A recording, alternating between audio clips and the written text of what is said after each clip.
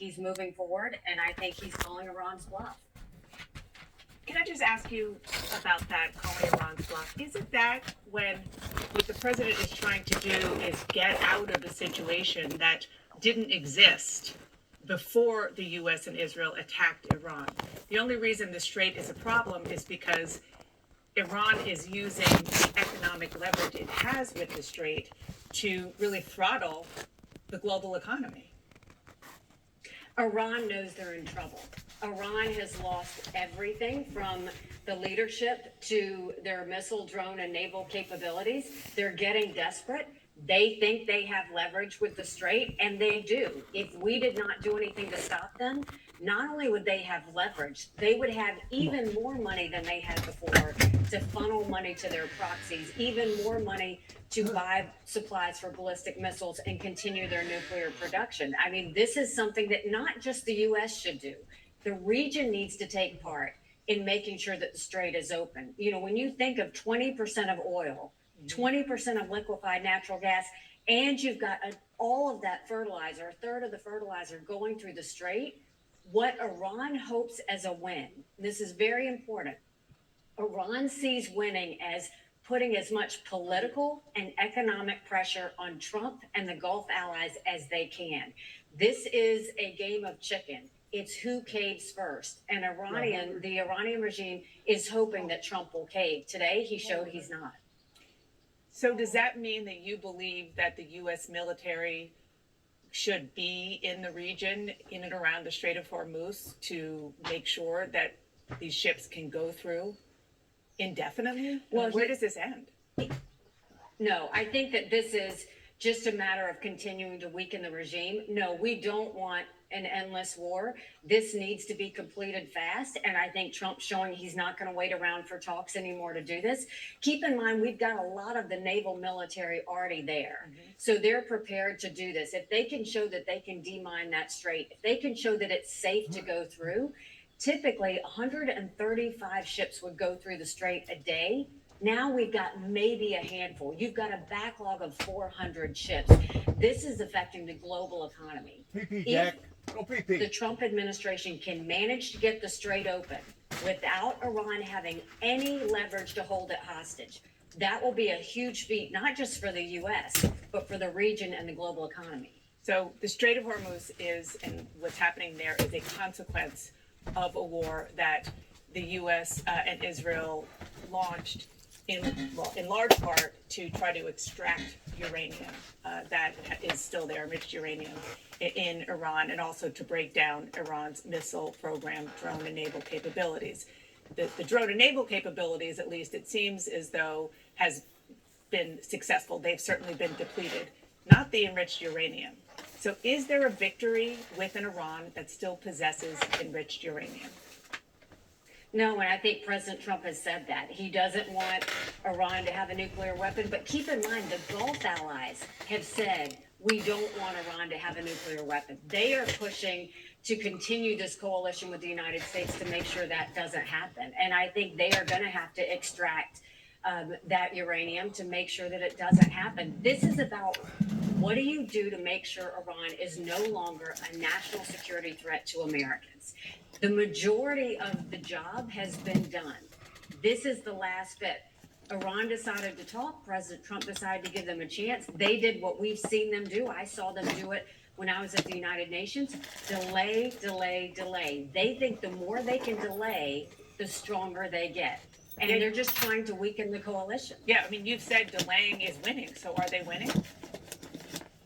Well, they stopped the delay now, so we'll see. If when they went into negotiations, if Vance and his team had come back and said, we're going to talk again in a week, we're going to talk again in 2 weeks, Iranians would have been winning. The fact that he walked away because he saw there was no communication that could be had, there was no negotiation that could be had, it shows they're not letting them win. But can I just go back to the enriched uranium, though? Because the whole notion of the Iranians backing down on that, I mean, it was pretty clear, at least in the first round of negotiations, they said it's a non-starter.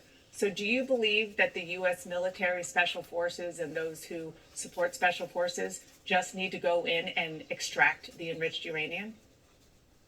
I think that's probably what it's going to come down to. I mean, this is a special force mission. It would take about a week to 10 days to get done. They know how to do it. It's dangerous. It's not something that we can, just sit and think it's casual. I think they have to do it. But once they do that, they're taking away literally one arm of the Iranian regime to where they no longer can threaten any of our allies So or boots on threaten the ground us anymore.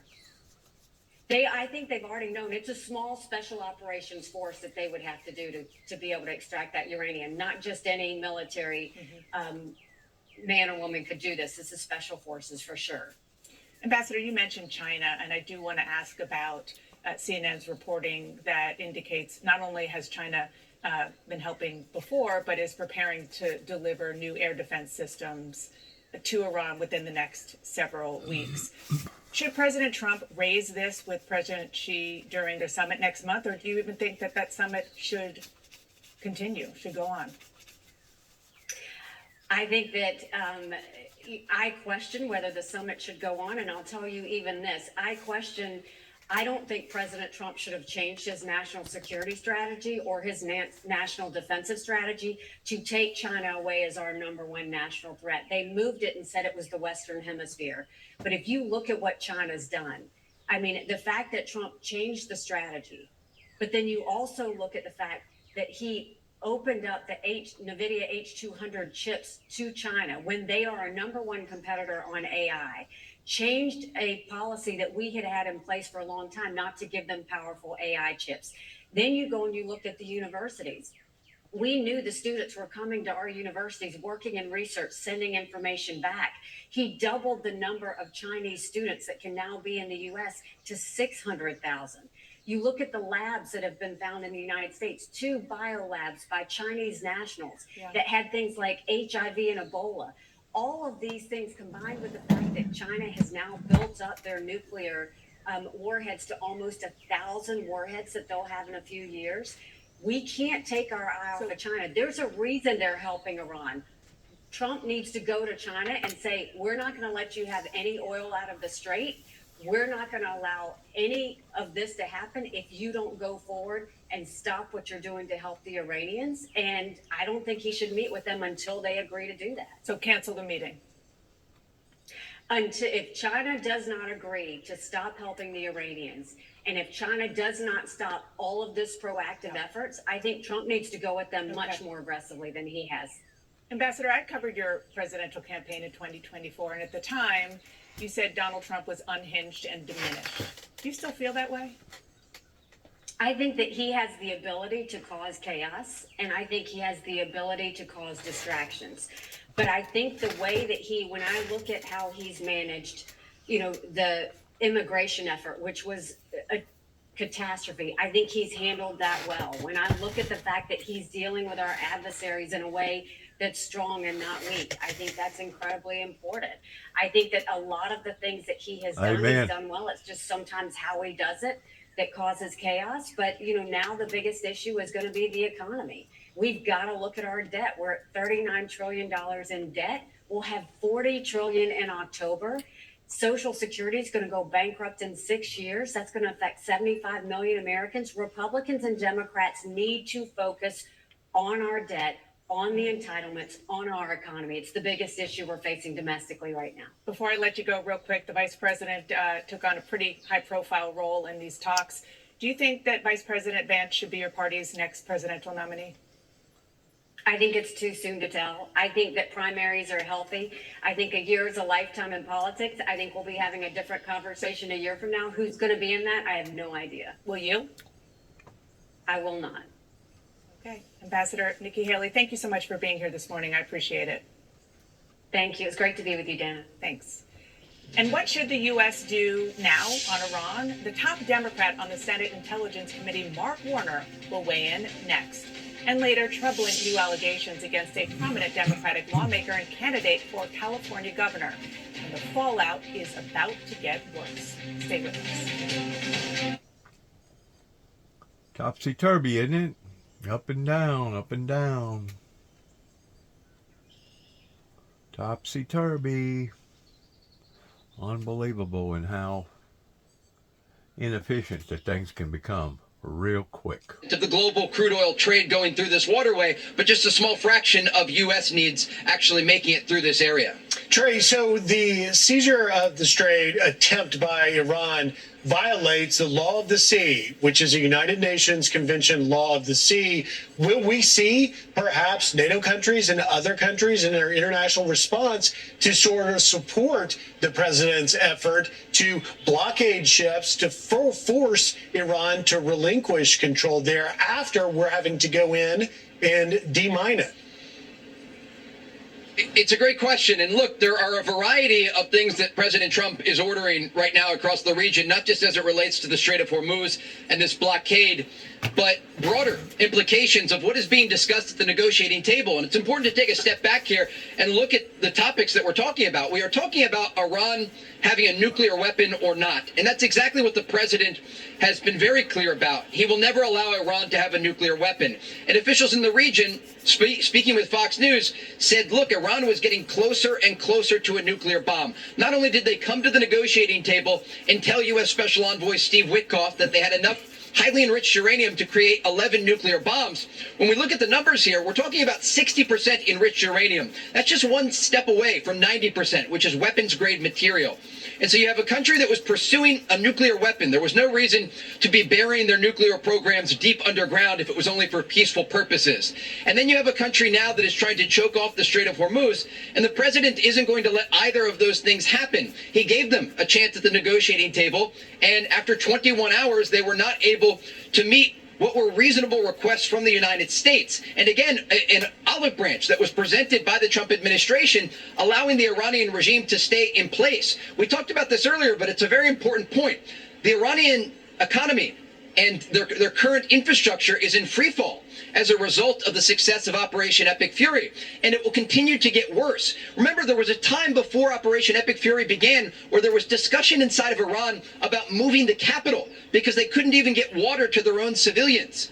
And you have a situation where there were thousands of people in the streets of cities across Iran earlier this year, and they were demonstrating against their government that couldn't get the economic situation under control, and they were met with live ammunition. That started a variety of conversations in Washington and in capitals around the world about what would come next. And that led to more focus on Iran's nuclear ambitions. The reality is the Iranians had billions of dollars released under the Obama administration and others that they then funneled this money back into not only their nuclear program, but strengthening the IRGC to build a ballistic missile program that was threatening U.S. forces and allies across the Middle East. And now they have no leverage left because they were decimated on the battlefield, and they're looking to the Strait of Hormuz. And that's exactly why President Trump put out this post on Truth Social, and he has ordered this blockade of the Strait to show the Iranians who is in charge.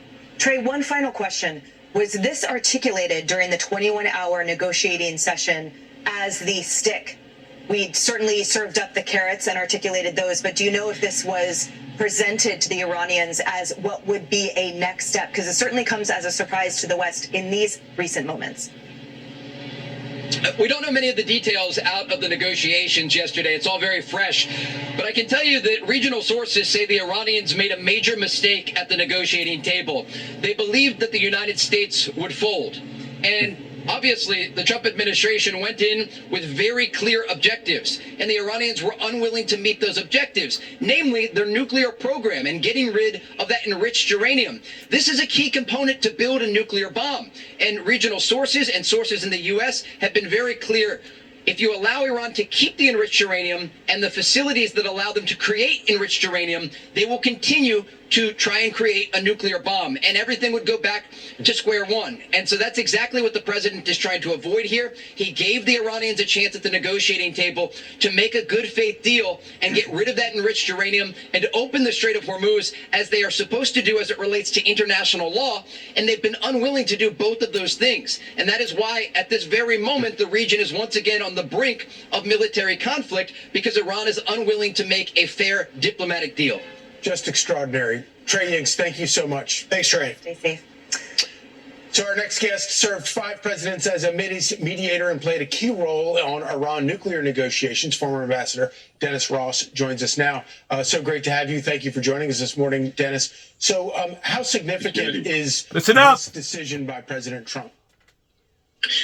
Well, I think it's a huge decision. I think it's one actually I would have favored doing before. The Iranians were put in a position where the president was actually allowing them to export their oil while they were preventing anybody else from doing it. Now, I understand the logic. The logic was to try to keep oil prices down, but it made the Iranians think that they had leverage over us. And what's happening now is they will be prevented from exporting their oil. That means they will be prevented from generating any revenue. That has the virtue of making it clear, okay, now you've lost the leverage that you had, number one. Number two, China gets 50% of all of its oil out of the Gulf through the Strait of Hormuz. It puts China in a position where they have a major problem. One way they can address it is by putting pressure on the Iranian regime. They're one of the few that actually has some leverage on their regime.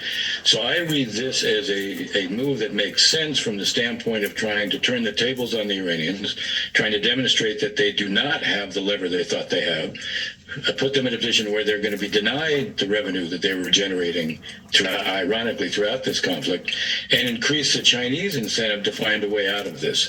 So I think this is actually a smart move. As I said, if anything, I would have liked to have seen it done before.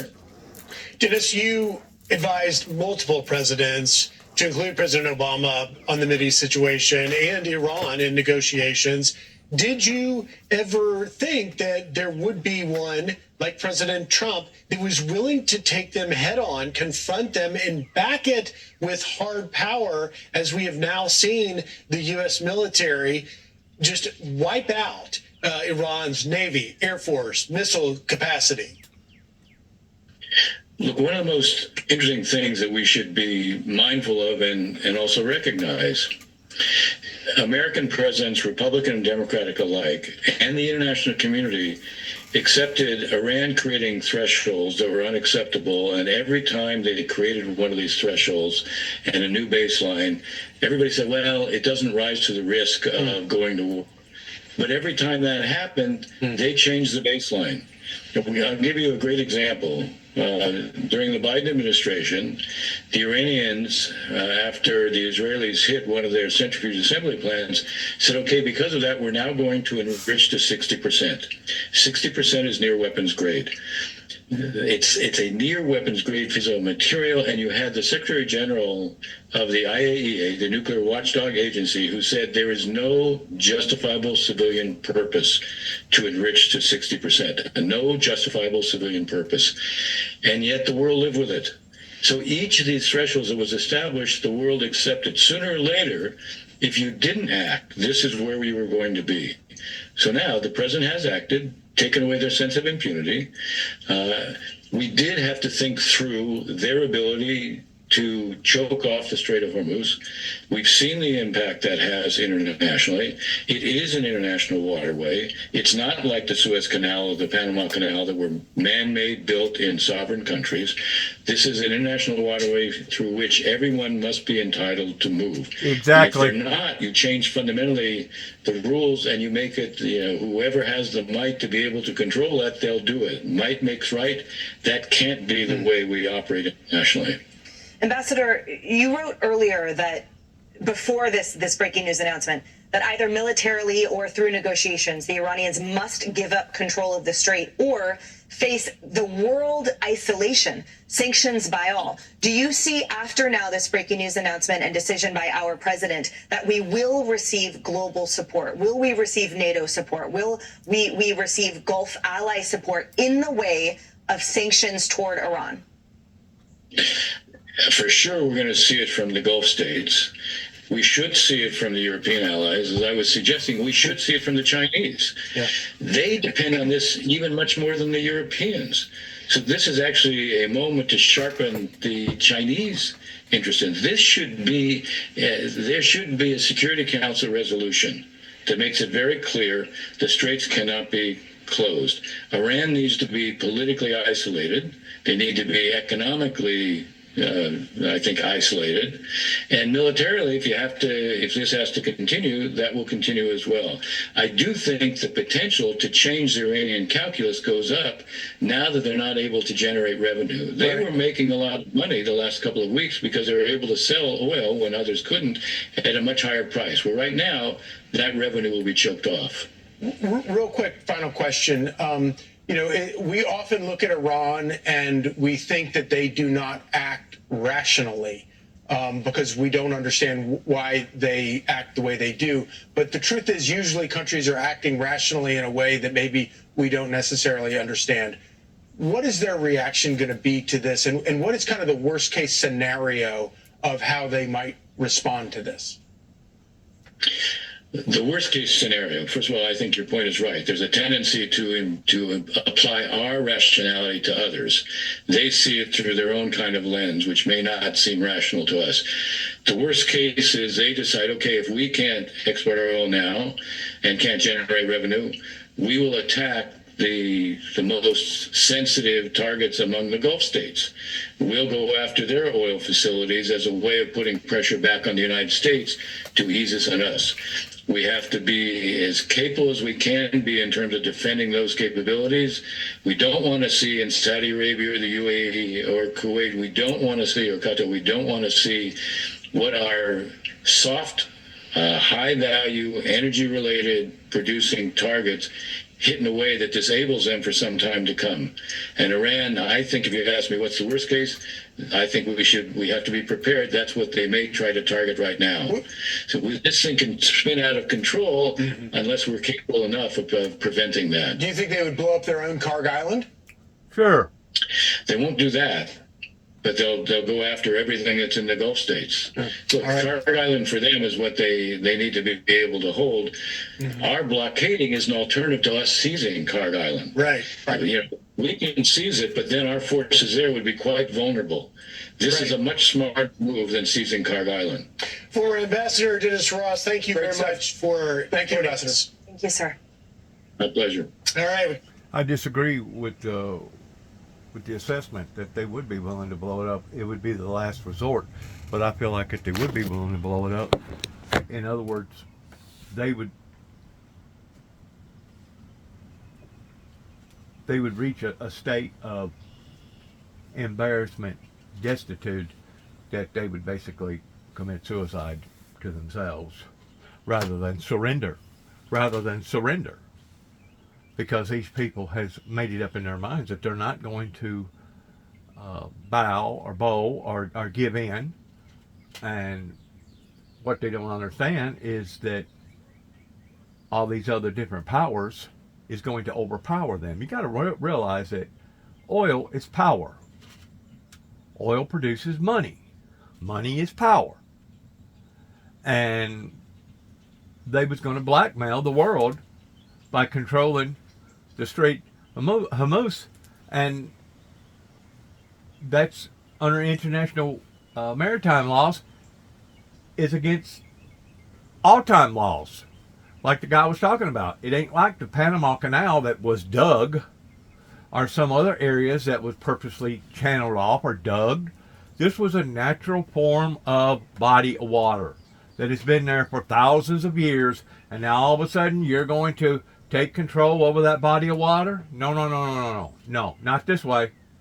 So what the president is doing towards creating this boycott, I see that he really had no other alternative. Now, could this backfire? Sure, because we don't know for sure what China's going to do. And if China is already debating on slingshotting and bringing them, using a Apache type war by bringing them in missiles and other advanced military equipment, that's just going to delay the process or make things even much worse on us pertaining to bringing destruction into our military group. Now you're sure enough talking about the recipe of a third world war is what you're talking about here. So whenever you get to looking at all these excursions or diversions all over the planet, I guarantee you this one right here is probably going to exceed and excel all the other ones due to the fact of it being surrounded oil. Oil produces money. Money produces power. Even though the Bible says, see thou hurt not the oil nor the wine. There you go. And I also heard another analogy of another group, I think it was on C-SPAN this morning, pertaining to how our president is standing behind the umbrella of God and the Lord Jesus Christ. Whenever it comes to the righteousness of God towards it being just, then is whenever God will stand with you. Just like God stood with other groups in the old Bible as well as the new, different diversions or different battles that went on then. God picks and chooses in who he's going to support and who he's not going to support. And once he makes that decision based upon logic and based upon righteousness pertaining to a righteous cause, then God will stand with the American military forces as well as any other forces that stand with us. So it's teeter-tottering right now on something big, and because the talks did break down, which I was praying that, that they would have been able to succeed in doing this on a diplomatic type way. Obviously, we're dealing with some hardcore morons over there that not only don't give a damn about the world's existences, but don't give a damn about their own. And whenever you're dealing with an enemy like this, you're truly dealing with an enemy. As I've said before, whenever Jesus come onto the scene in preaching his message, not one time, not one, did he speak lightly of the adversary, the enemy that was out to kill, steal, and destroy, that was a murderer and an author of confusion since the beginning of time. He was a liar and a murderer and an author of confusion since the beginning of time. So you have to recognize what we're up against, and you have to recognize towards who's on our side, and looking at it from a global initiative, I feel like that our chief and commander had no other choice other than to make the decision that he's made. Now, I know that this will probably cause controversial subjects pertaining to this blockade, but, it takes good, smart minds to put together what's going on right now. Show when this started. It's the fine men and women of the United States military that are doing their job, but the leaders of our country have some accountability here. I don't know how we get out of this one. We just had the negotiations here, seem to fail. This is only going to get worse. So now the president's going to try a blockade. This is getting messier and messier by the day, by the hour. Go on, Amisha. This is a president who talked about the art of the deal in and over and over and over again. His negotiation tactics have failed from day one. He had fired all of the Iranian experts. This is a guy who does not understand the history. This is a guy who, for whatever reason, did not foresee the Strait of Hormuz being a crisis, even though everybody and their mama did, including 5 presidents prior to him, because Netanyahu had been trying this for decades. This man had been building towards trying to get American involvement since George Herbert Walker Bush. He had gone to all of them hat in hand, telling them that, hey, a bomb is coming your way imminently, maybe in the next 3 days, for 40 plus years. And we have yet to see it. He got us into this, and as far as I can tell, nobody around this table elected Netanyahu president of the United States. We are here pursuing the interests of Israel, not the interests of the American people, and American lives are at stake, and this president has no way out. And I think some of the reporting I disagree with her statement. re-emphasized the miscalculation that was not just made by Donald Trump, but of his top advisors who looked at the last 8 years of Donald Trump's life, overcoming, being out of power, being deeply unpopular, being the impetus for a riot on the Capitol, coming back into power, surviving an assassination attempt, ousting Maduro in Venezuela, and then thinking that maybe somehow he could yet again defy the odds here against all of the intelligence. And that is not what is happening. I mean, your point of like, I don't know how the U.S. gets out of this right now is one I've had as well. I'm not a negotiator though, and I have just been putting, good vibes out into the world that people smarter than me who are actually trained in this are able to figure it out. But do you have the confidence that those people are actually present and involved in these conversations, or is this exactly as we're seeing it right now, a Jared Kushner, Steve Witkoff, J.D. Vance spaghetti at the wall kind of situation? It's so hard to say. Every situation is situational. Jared and Steve, God bless them, mediated a very fragile ceasefire with Hamas and Israel.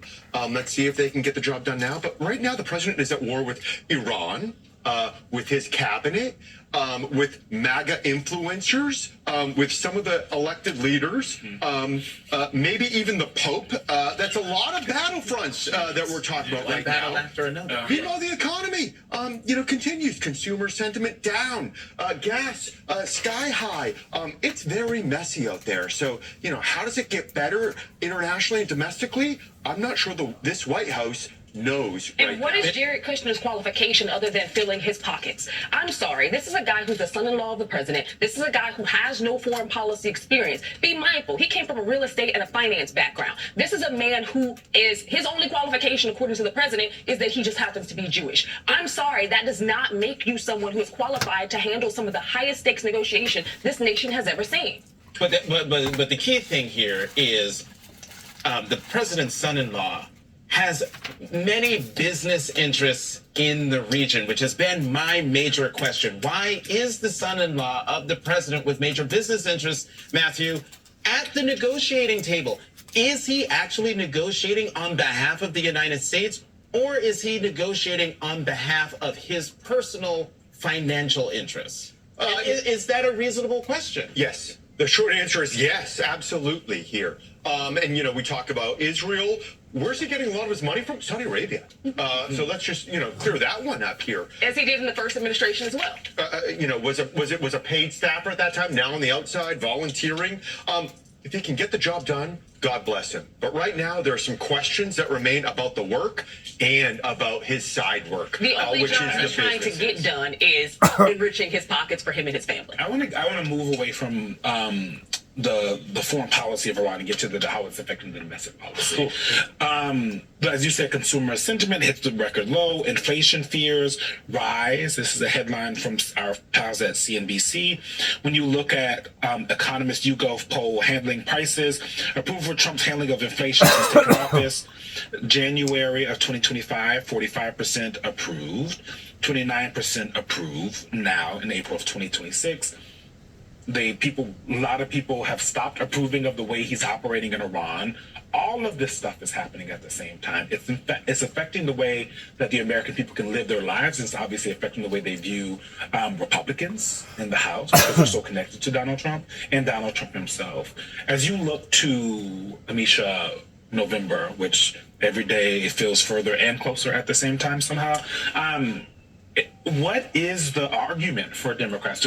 It feels like a potpourri, a choose your own adventure of what you can actually say to voters of why Democrats deserve power again. Well, I think you hit them on affordability. We know that the cost of living continues to go up. We know that the price of gas is astronomical. We know that people are having to redecide what they're going to do for things like simple vacations, what they're going to do over the summer, where they're going to take their kids, if they can afford to feed their kids. We also know that the effects of the Big Beautiful Bill Act actually happen in the next few months. So you have people who are going to get kicked off of SNAP food stamp benefits. You have people who are worried about their medical benefits and whether or not they're actually even going to be able to get the care that they need to survive. There's a lot that the Democrats have to work with here, up to and including people wondering if their sons are going to be drafted, because this president has not taken that off the table either. I have a question. Yeah. Laundry list of messaging items. All right. Amisha lays out like the case against Republicans.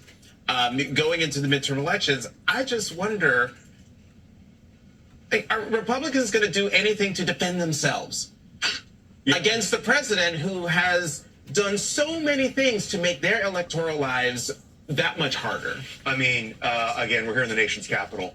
A huge deficit on both sides of the aisle of ideas. Affordability. What are you going to do to make things more affordable? Tariffs, immigration, crime. Not a lot of answers, but one party's in power right now. And that does not bode well. Week after week, we continue to get stories out of the White House that they're going to put their thinking caps on and come up with some plan for the economy. The number one reason why we got elected. And what are we watching? The commander-in-chief is the interior designer-in-chief, talking about ballrooms, arches. Melania's talking about Epstein. Like you just said, Eugene, we got a ways till the election, but it gets late early. And right now, we have nothing. Every Republican I talk to just keeps hearing the president is mad. He's angry. But we have nothing right now for the voters. What's our agenda here? Let's see what's on the menu. More money for ICE and DHS. $200 billion for the military. Anybody in America think that this is working for the American public? So yeah, we're heading into a midterm, into a buzzsaw. I don't know what to say other than, is it too early to get a drink around here? Yeah, no, absolutely. I love brunch. At least for a Republican? In a move that the president made this week, moving James Blair, his deputy chief of staff, to the outside to run his political operation full time, is, I think, the latest sign that Trump understands finally that there are some issues ahead in November. But very quickly, before we're out of time, should Eric Swalwell drop out of the California race, and should he resign from Congress? Yes, no, Amisha, Matthew? Yes.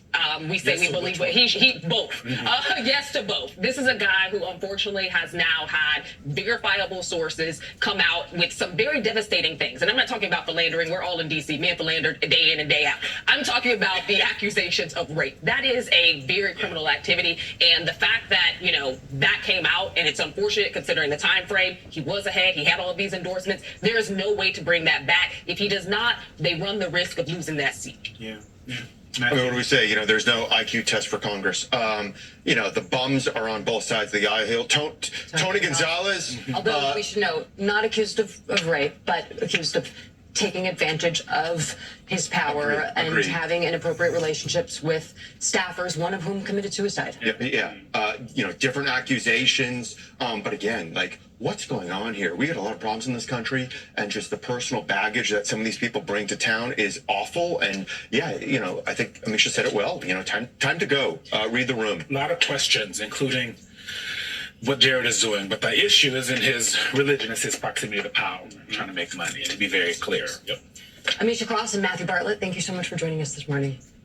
When we come back, we'll break down the 3 things we're keeping an eye on this week and what you need to know for the week ahead. Well, one might be asking, what's your opinion, Dennis? My opinion is this.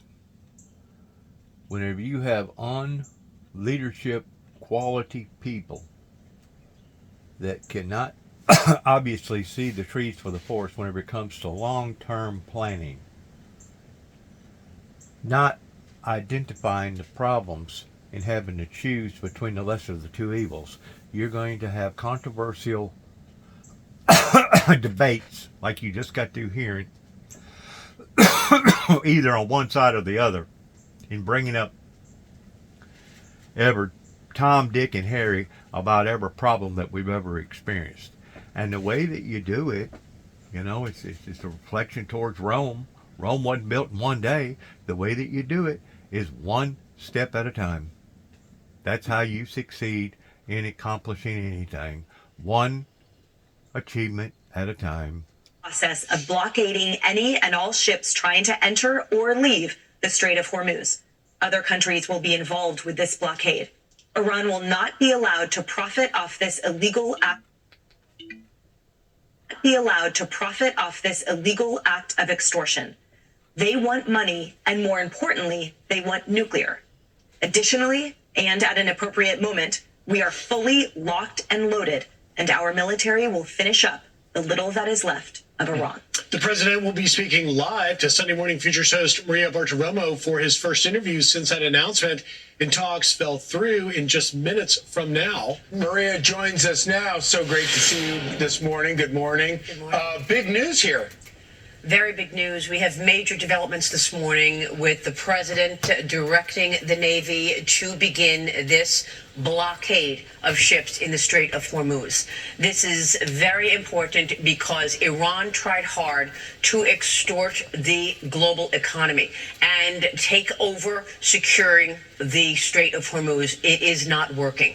As you just saw, the president's post this morning on Truth Social that the U.S. Navy is beginning this blockade right now of the Strait of Hormuz. Why is this important? Because the strait is a narrow waterway.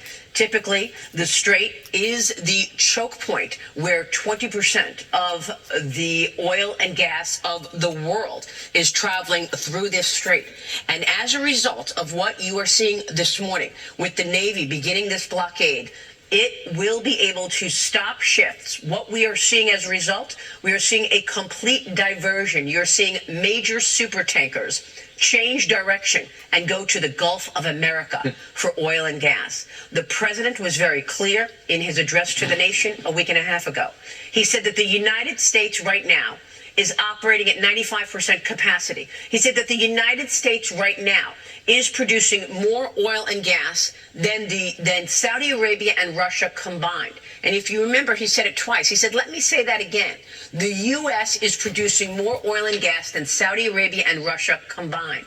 He directed allies to buy oil and gas from America.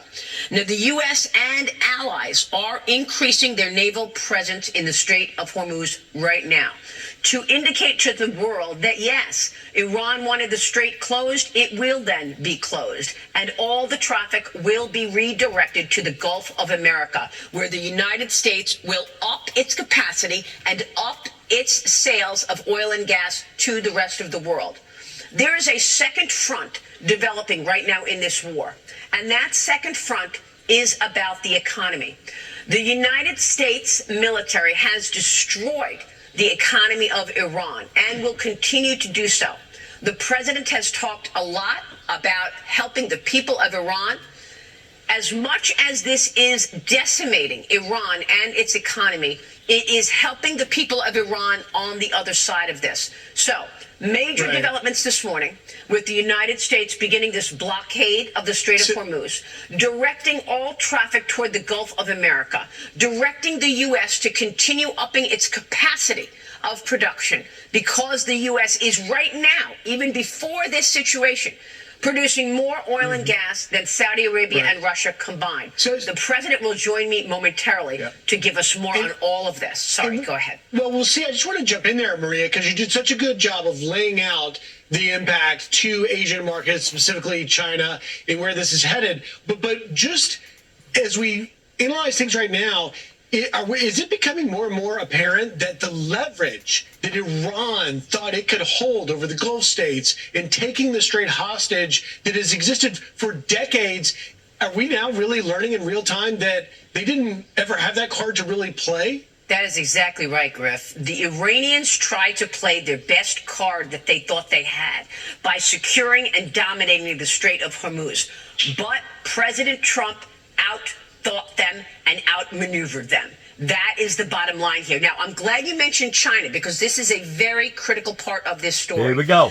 Given the fact that President Trump has basically taken the oil from Venezuela, taking Maduro out, then taken control of the situation in Iran, also his comments on Cuba, he has strengthened the hand of America when it relates to China. Remember, China was buying 90% of Iranian exports of oil. Okay, it was paying under market prices because it was not even paying in dollars. But now China will have to compete on the global stage, and it will have to pay for the oil and gas in dollars if and when it turns to the Gulf of America for production of oil and gas. So this is a key part of the story. The Iranians tried to checkmate President Trump. President Trump checkmated Iran with this beginning of a blockade of the Strait of Hormuz. The president will give us all of the details in 10 minutes' time when he joins me live on the phone. We'll all be tuning into that. Real quickly, though, what do you expect the markets to do tomorrow morning when they open? Well, at this point, given the fact that the oil is in question, there will be real volatility. I would expect initially the price of oil to move higher, because we are watching the situation in real time develop. But overall, the president is going to get oil prices lower, gas prices lower, and the stock market is going to rip higher over the longer term. We can't wait. We're all going to be watching. Thanks, Maria. Huge show Thank you. coming up. I'll see you in 10 minutes. Huge show. All right, we'll be right back, everyone. Stay. High stakes. This is what you call high stakes gambling. Whenever you got so much on the line pertaining to everything that you're witnessing right now. This is unlike anything basically that the history of the world has ever seen. That hopefully will go in our favor. Like I said, the wild card's going to be China and what that they do, and hopefully they've got enough sense to realize that this could very well backfire on them as quickly as it has Iran. Of the vice president and the secretary of defense, who has no concept on how to get us out of it. On that note, don't forget about Alyssa Slotkin. I think Alyssa Slotkin, who's running for Michigan, is the kind of candidate that might pierce the veil. I'll just give a quick bounce pass to the pollster, and yet Democratic numbers, congressional numbers, are still well below Donald Trump's numbers. So what does that say going into the election? We'll see. It's not relevant. It says that a lot of voters don't like anything that's going on. Whether that motivates them to turn out to say they're mad or just keeps them home is an open question. All right. Thank you all very much. The president took a big gamble this week in Europe, and in just a few hours, we're going to see if it might backfire. I'll explain after the break.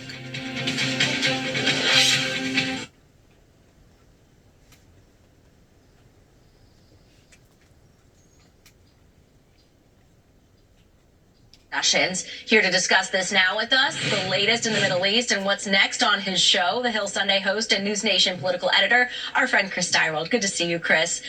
A lot happening this morning, just moments before your show. I wanted to get your initial reaction to what President Trump just posted on Truth Social.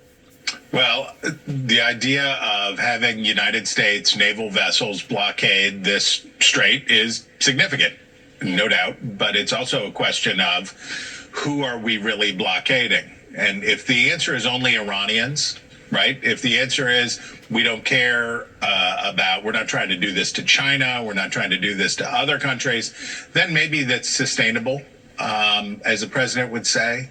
We'll see what happens. Right? That's a good question. Who are we hurting here? Another question I had for you is who controls the strait right now? Because Iran is saying it's in our hands. We just heard that from them as well, ahead of the president's move. Now the president is saying he's going to send ships to block it. Does the president even have the control to do that? Who really is in control of this? Well, the Iranians may have set a trap that they can't unspring, right? If they're unable to clear the mines out of the strait that they themselves have laid, it's easier to place a mine than it is to remove one. So maybe it falls to the United States and our Asian allies or China or Europe to do the work of clearing the strait if mines are the problem. I'm curious what you make of them sending, or the president sending, his vice president to lead up these talks and not his Secretary of State, Marco Rubio, who was instead by his side at the UFC fight last night in Miami. Well, I mean, this is J.D. Vance had it both ways. He was both. They could go in there with a submarine and have their mines disabled probably within a week. All you got to do is take a missile and blow them up one by one. They're just going to blow up in the water. That's all you got to do. No big deal. That's how you clear the mines. You blow them up. Are slim, and it puts the vice president in a difficult position. Of course, the Iranians don't have capability of doing that no more because now their naval base is gone. See? They've done laid out something now that they can't clear. Besides that, I don't think they got submarines. think happens now from here? The president just announced this move, but do they go back to the table from this? What does this mean in terms of the future of this operation even? Well, that's an incremental step, right? The president did not say the talks broke down and we're going back into the civilizational extermination business. He said, you do this, we do that. It's a tit for tat. We go back and forth like this. So I think it's fair to say that right now the ceasefire is tenuous, but it has been tenuous all along. But we did not hear from the president that it is time to start killing large numbers of people in Iran. So my only answer for you today, my friend, we'll see what happens. Yeah. They're going to wind up killing themselves because of the leadership that they have. Once more, we're not at war with the Iranian people. We're at war with the regime that, as far as I'm concerned, has lost its freaking mind. It's lost its mind to not only treating its own citizens fairly, but it's lost its mind in thinking that it can hold the world hostage in weaponizing 20% of the energy market throughout the world. It's lost its minds. It's real mines. Not land mines, not water mines, but it's real mines. Officials here saying not enough were seen here to make a decision, and the Iranians think the ongoing negotiations will continue. Now, when it comes to this Strait of Hormuz, the U.S. Navy can blockade the strait. It's the only way in and out of the Persian Gulf, one of the only straits in the world that does that. There is no workaround. Amazing stuff, and it's going to be really fascinating to watch next couple of days. Lucas Tomlinson, thank you so much. Thanks, Lucas. More Fox and Friends next. Yep. It's starting to get a little hairy here. Now's the time to pray for the American troops. Pray for the American government with what's going on right here. But they are interesting. I'm on book number 5. There's 6. I moved to 3. We need to remember to be very, very cautious in what we say, who we say it to, what we're talking about. There's a lot. Because this thing could turn sideways real quick, depending upon the wild card of China.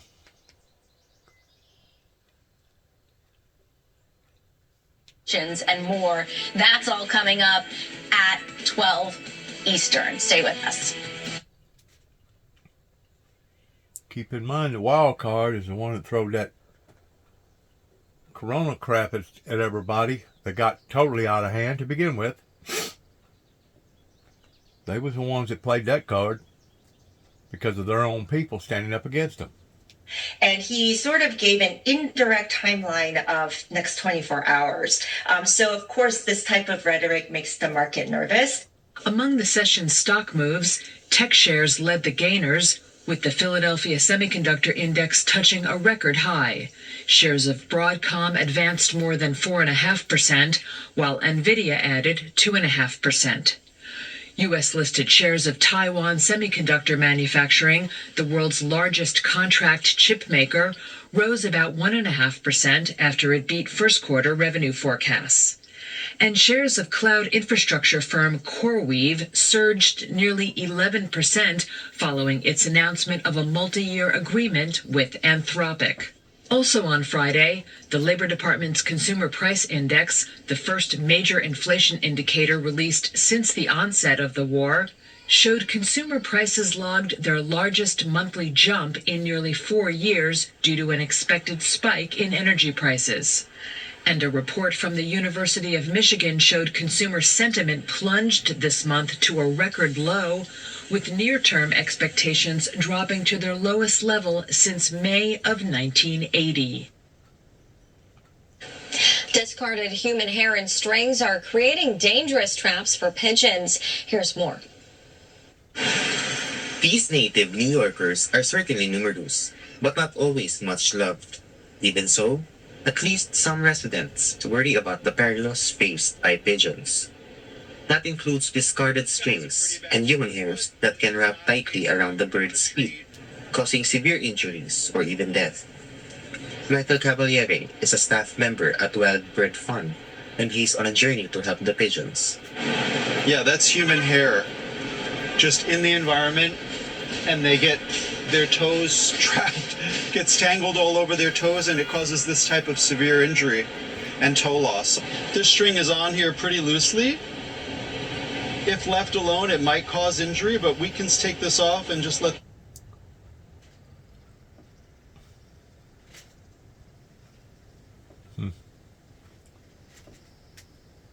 That's a different concept, ain't it? Who would have thought that?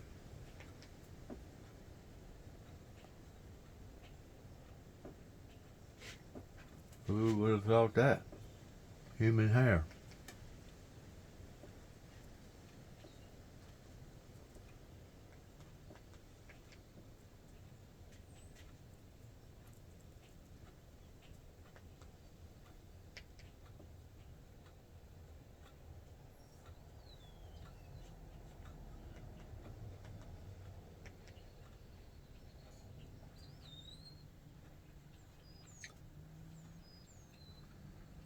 A lot of food for them.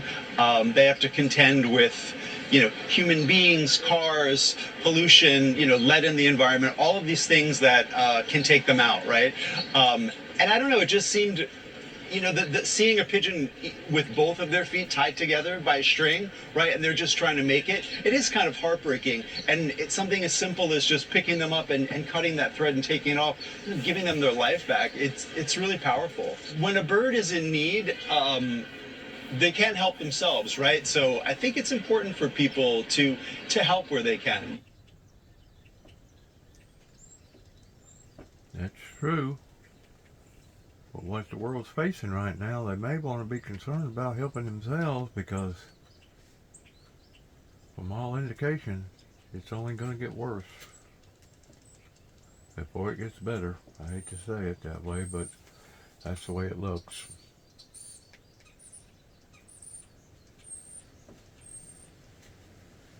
And now the massive pivot. Hundreds of supertankers, the massive ships that can carry millions of barrels of oil, are racing toward the U.S. Gulf Coast, the Gulf of America.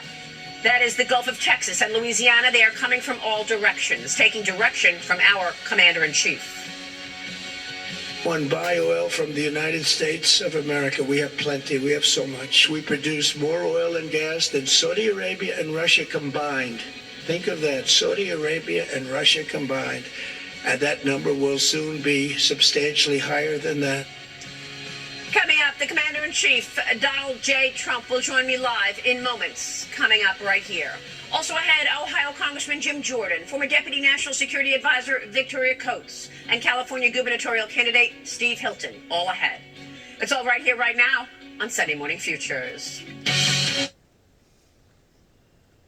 Additionally, at an appropriate moment, we are fully locked and loaded, and our military will finish up the little that is left of Iran. Let us try to understand how a blockade would work. I'm joined by Admiral James Stavridis, former NATO Supreme Commander. Jim, how you've traversed these straits dozens, maybe hundreds of times. Tell us how a blockade would work and how much American naval power would be required to make it work. Well, I certainly agree with one thing the president said was the United States Navy is the finest in the world. I'll take that. But this is not trivial work. Any blockade is difficult because it's an open seaway. Historically, we are enormous supporters of freedom of navigation. So when you conduct a blockade, it is an act of war, and it is something that has grave consequence in terms of how you execute it.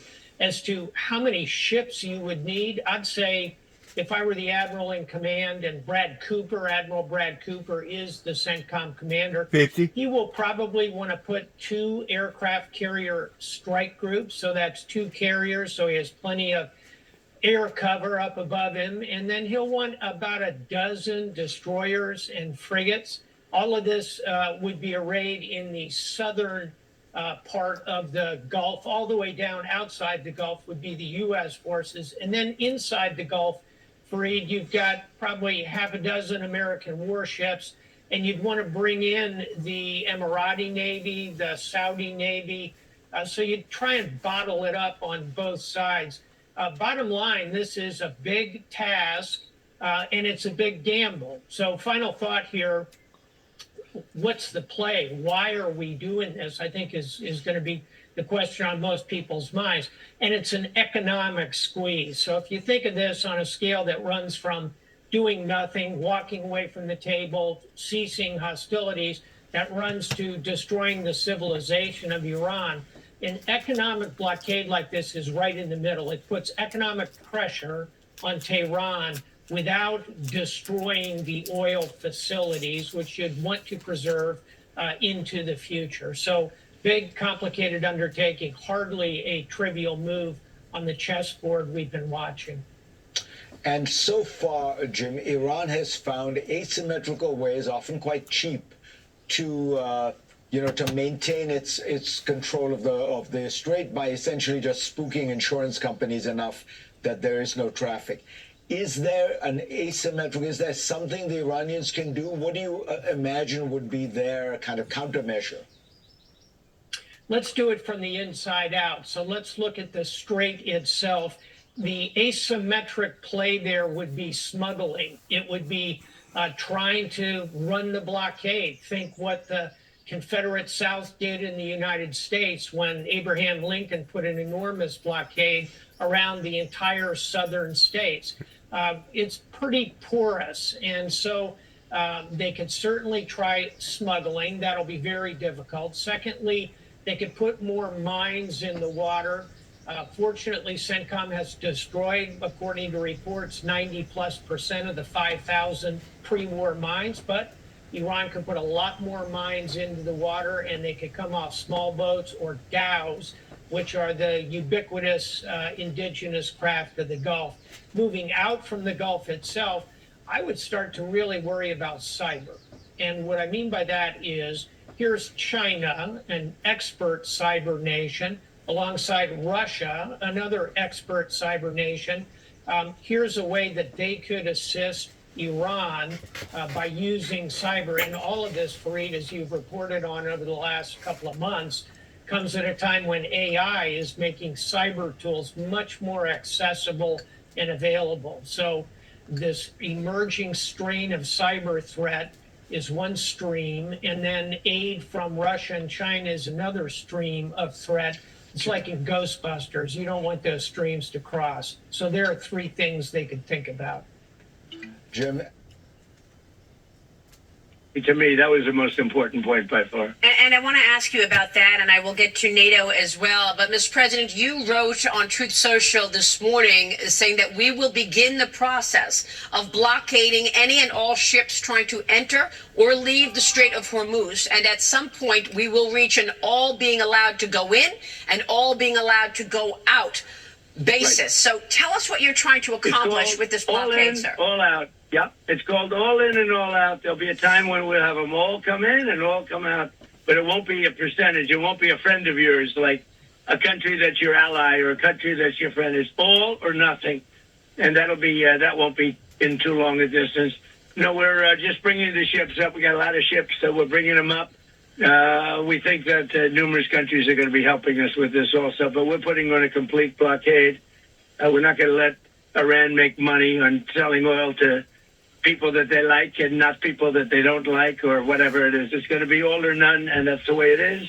And it'll be, you saw what we did with Venezuela. It'll be something very similar to that, but at a higher level. And Mr. President, you say that there may be a mine out there somewhere that nobody knows about but them, and this is world extortion. How will the United States ensure that the mines are removed in the Strait of Hormuz? So we have minesweepers there now. We have highly sophisticated underwater minesweepers, which are the latest and the greatest. But we're also bringing in more traditional minesweepers. And so I understand is the UK and a couple of other countries are sending minesweepers. A lot of countries don't have minesweepers. Think of it. They had 28 mine droppers. What country has 28 mine droppers? 28 boats to drop mines. What country? They've been completely obliterated. They no longer... So we knocked out their entire Navy. They have 158 ships. They have 28 mine droppers. Every single one of them is at the bottom of the sea. Can you believe it? We did that in 4 days. Their Air Force is gone. Their if you look, anti-aircraft, all of their radars out. Anti-aircraft is, their defensive program is all knocked out. They don't have anything. And you know the sad part is, and I can't say this is for you, we knocked out everything, including their leaders.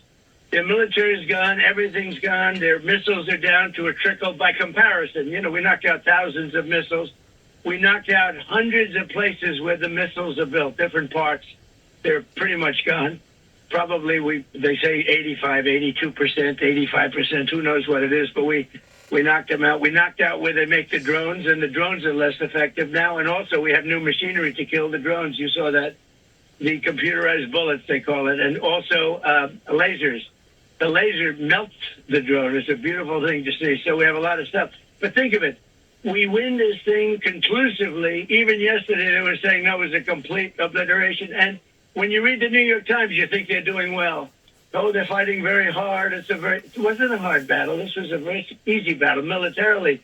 But when somebody says, you know, we're going to drop a mine in the middle of the Strait of Hormuz, not much you can do to persuade a ship owner that has $1 billion ship that we're going to take a trip up the strait. Now, yesterday you probably saw, we sent 2 highly sophisticated, beautiful, brand new destroyers right through the middle of the strait, and nobody did anything to us because what we do is we follow the weapon back, so it follows back and it knocks out the people on the other side. Literally within 3 minutes, they're knocked out. The technology is unbelievable, but we don't know whether or not they do, whether or not they put mines. They didn't talk about it yesterday.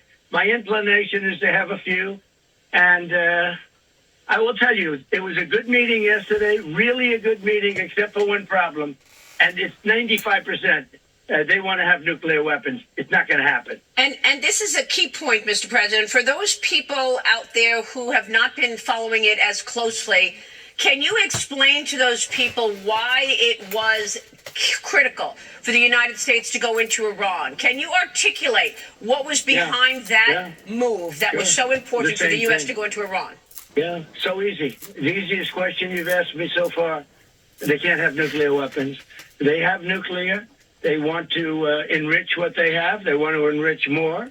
As you know, we knocked out with the B-2 bombers. Had we not knocked that out, they would have had a nuclear weapon within 1 month after we knocked out. In other words, had the B-2s, those beautiful B-2 bombers, totally obliterated their 3 sites. They have 3 sites. And they are now deep in the earth. Midnight Hammer done tons this. of rock. Now, Midnight Hammer that done this. material should be gotten, but we have cameras on it. We have satellites with Space Force. That was one of my beauties, Space Force. So important. But we're watching those. We're watching every single aspect of that area. They can't move without us knowing exactly what's going on. But it's deep down, and it takes a long time to get it out. It's an amazing attack.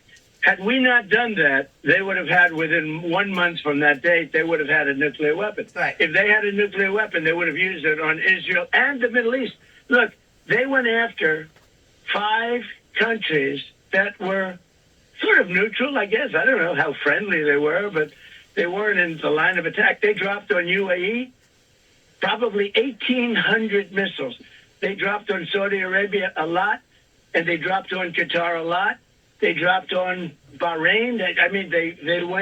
They went crazy. And everyone was surprised. Actually, it was good for us because they all joined us immediately, at some point. I mean, they're either going to be petrified or they're going to join. They all joined, and they've been very helpful. All of these countries have been great, and Kuwait. And this is the key point that I was getting to, and the reason that you feel they cannot have a nuclear weapon, because they will use it.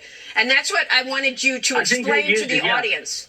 Yeah, I think they would use it. And they'd start with Israel, and one weapon would, do damage like nobody's ever seen. Wipe it out, conceivably, big one. Now, not wipe it out. They don't need more than one.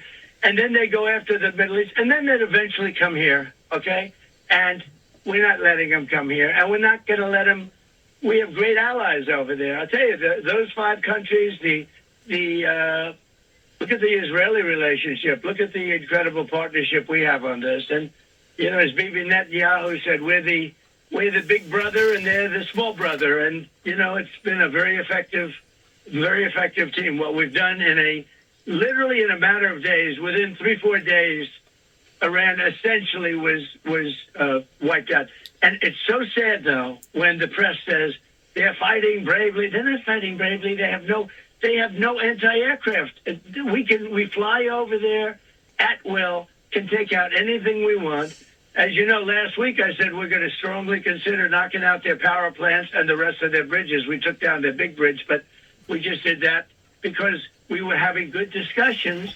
And they go to the press. They're very good with public relations, much better with public relations than they are at fighting. They go to the press and they say, President Trump said it's okay for us to have a nuclear weapon, when I never even spoke to him. And by the way, that would be the only thing I would never say to them. And they know that. Right. And then the New York Times, which is a fake paper. It's just a fake. You just believe the opposite. It's so sad when you look at CNN, the New York Times, ABC fake news, NBC fake news. When you look at this stuff, it's so sad to see it. I mean, they report things that they know are false. It's almost treasonous, actually, if you want to really know the truth. It's almost causing division. If you're reading the New York Times exclusively and their print circulation, by the way, is way down. Yeah. It's way down. I'm proud to report that. But if you're reading the New York Times exclusively, you would say that they are doing great in the war. Mr. President, I they're doing terribly. I want to ask you about The only that. thing they have is the ability to say, well, we may have some mines. And, if you have a ship, who wants to take a chance? You're not going to take a chance. Mr. President, I want to ask you about that because you put out a tweet and it really gripped the nation a week ago when we were all waiting and watching for the United States' next move should the Iranians not open the Strait of Hormuz. And you wrote this on Truth Social: a whole civilization will die tonight, never to be brought back again. I don't want that to happen, but it probably will. However, now that we have a complete and total regime change where different, smarter, and less radicalized minds prevail, maybe something wonderful can happen. Mr. President, you were criticized for this tweet because you said a whole civilization will die tonight. What do you want to say about that? And what can you tell us about next steps here? Are you planning further destruction? Yeah, I'm fine with it. That statement brought them to the table, with the exception of the one thing, which I believe that they're going to give up on. I believe they're going to give up on that pretty soon, to be honest, because it's not going to work. We actually thought we had them, and then all of a sudden they said, no, we want. So, but I believe, no. And when I say that, but remember, what do they say to us? For years, I've had to listen to them say, death to America, right? They say, death to America, death to Israel, America, the Satan. We will destroy America, death to America. Now, does anybody ever complain to you when they say that? I think that's a big step worse. Death to America. So they're allowed to say death to America. And what I'm referring to is, when I talk about civilization, it'll be much different because their military will be totally gone. It's pretty much gone now. But their military, look at their leadership.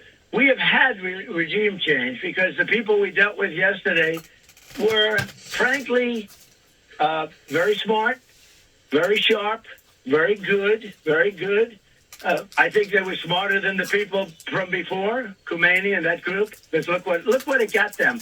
Look what all of their antics was spending trillions of. They spent all their money on weapons. We've destroyed most of those weapons. But when I say about a civilization, it really has changed. It really has. But think of it. They're allowed to say death to America, death to this, death to. And I make one statement, they say, oh, such a big deal. Let me tell you, that statement got them to the bargaining table, and they haven't left. They haven't left the bargaining table. I predict they come back and they give us everything we want. And I told my people, I want everything. I don't want 90%. I don't want 95%. I told them, I want everything. Well, and what they have no cards. Maria. Yep. They have no cards. Their Navy is gone. Their Air Force is gone, totally gone. They have nothing. They have no ships. 158 ships are at the bottom of the sea. Good ones, new. The Soleimani, they had one called the Soleimani, was taken out by one of our Tiger Sharks, by one of our rapidly moving submarines.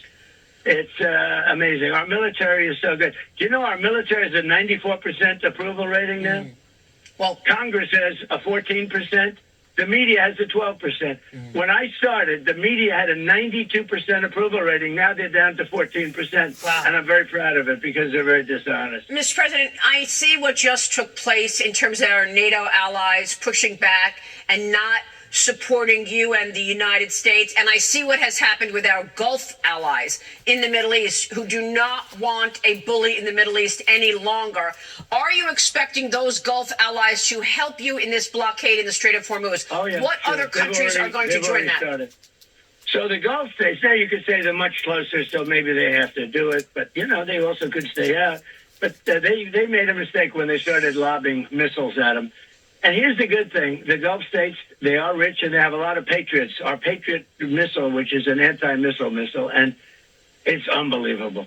They fired at us one day at a certain asset that we have, namely the aircraft carrier Abraham Lincoln, one of the beauties of the world, one of the great beauties of the world. They fired 101 missiles out of 100. These things are going more than 2,000 miles an hour. And out of 101 missiles, 101 were shot down like nothing and are now at the bottom of the sea, the remnants of them.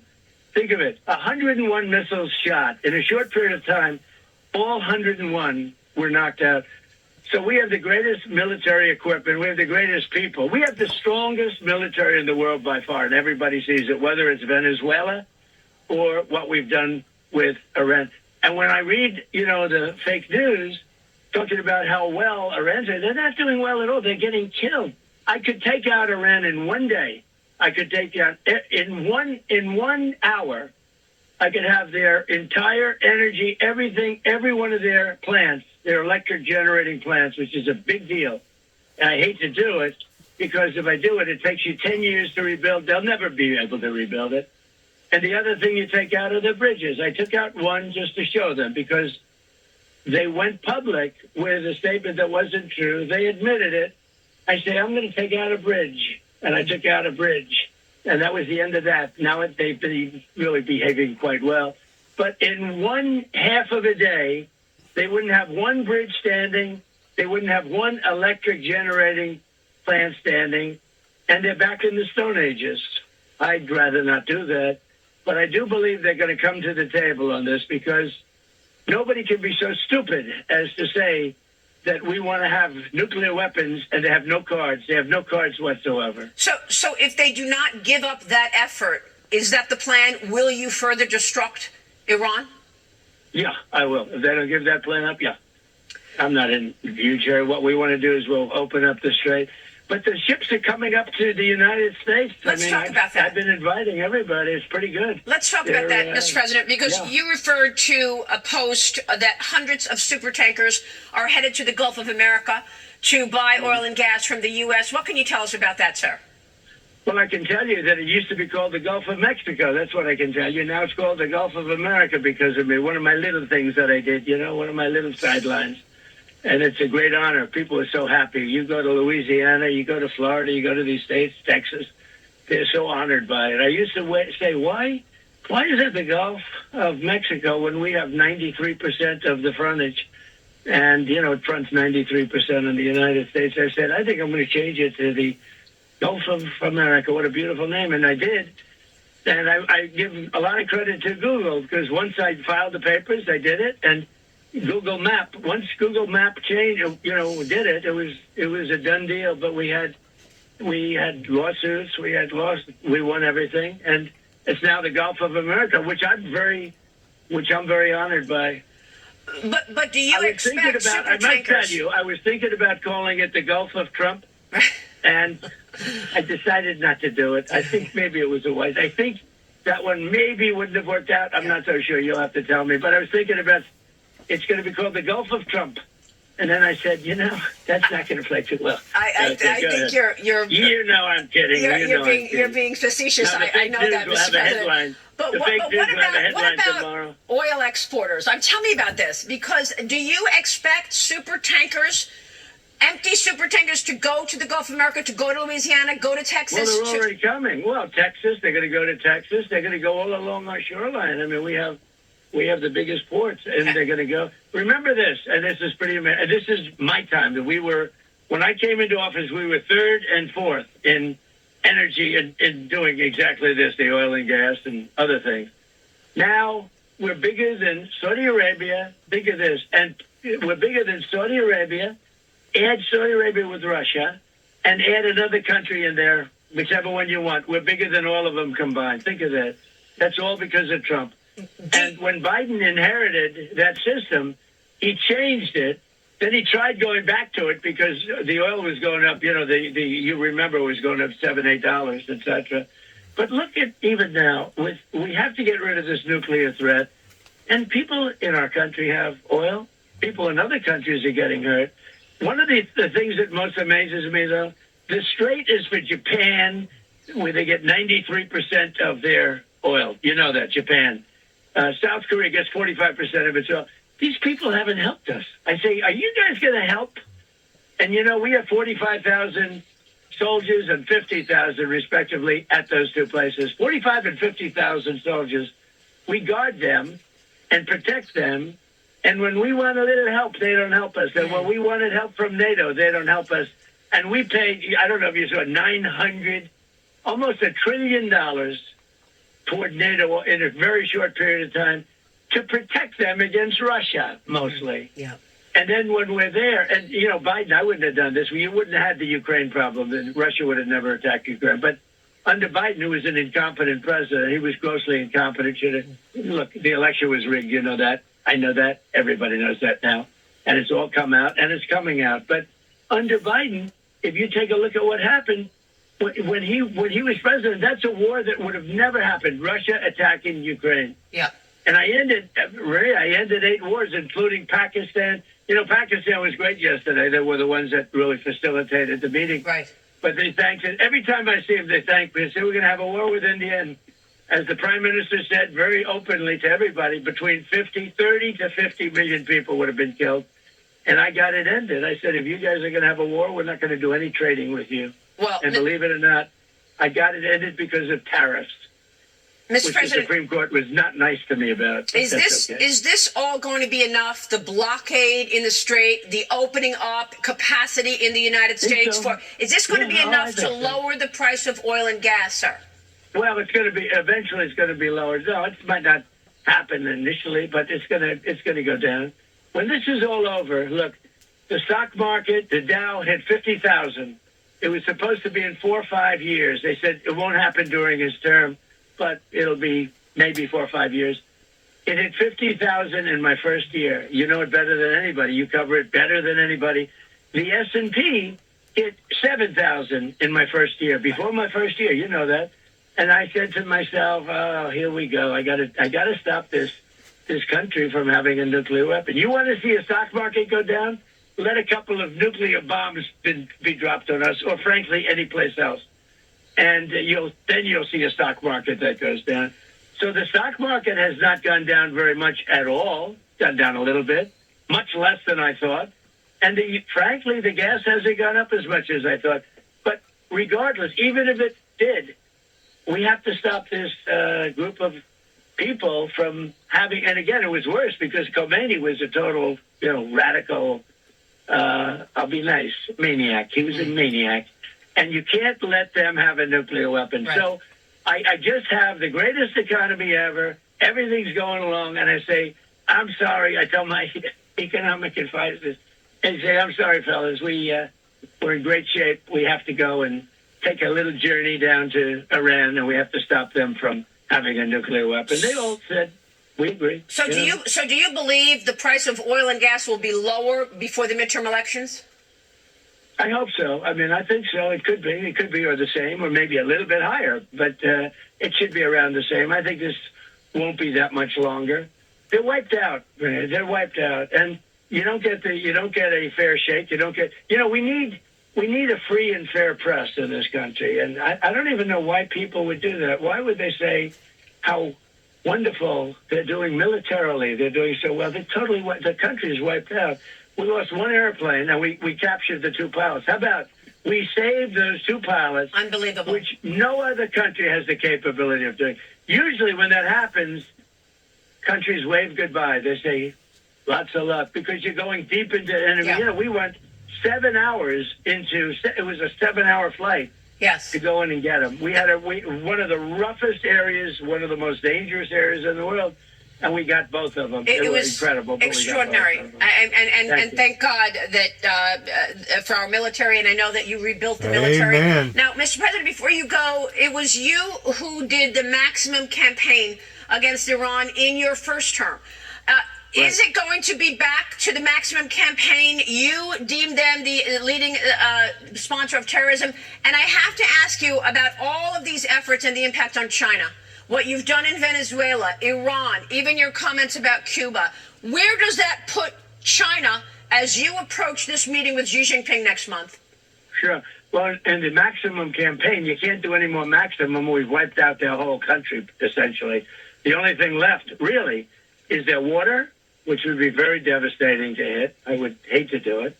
But it's their water, their desalinization plants, their electric generating plants, which are very easy to hit. We could hit them. We could have them all down.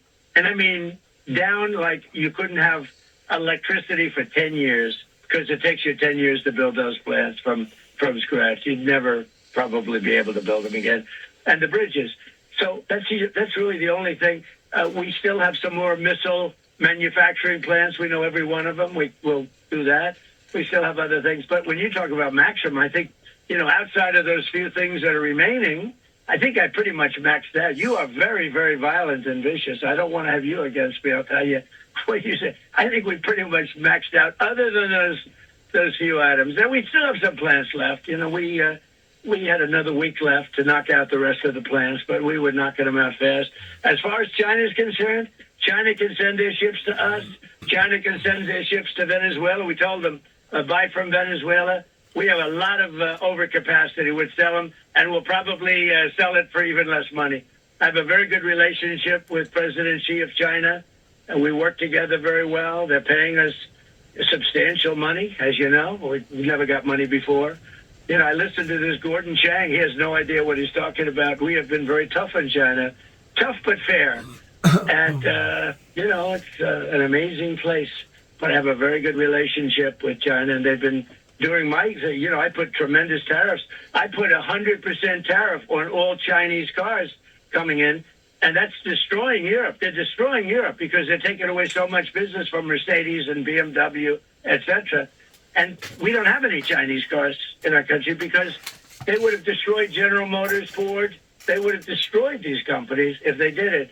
So I put 100% tariff on, and in all fairness to Biden, he allowed it to stay on, which is shocking to me. Right. It's one of the things, it's about the only thing he did good, but he allowed it to stay. So we don't have the problem that they have. They're having tremendous economic problems in Europe because they're being just swamped with these Chinese cars. We don't have any. But Mr. President, just to be clear, you said the other day that any country that supports Iran and sends military equipment to Iran will face a 50% tariff if they try to bring products. Did you refer to China? Did you mean China?